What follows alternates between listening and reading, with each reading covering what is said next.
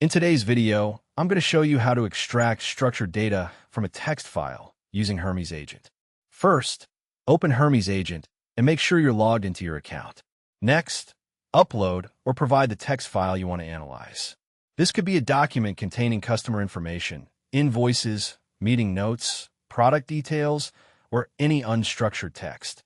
Then, in the Give Hermes a Task box, enter a prompt telling Hermes exactly what data you want to extract. For example, ask it to identify names, email addresses, phone numbers, dates, company names, or other specific fields. Once you submit the task, Hermes will process the text file and convert the information into a structured format, such as a table, spreadsheet, CSV, or JSON output. Review the extracted data to make sure the fields are accurate and properly organized. If needed, refine your prompt to extract additional fields or change the output format. And that's it. Thank you for watching this video.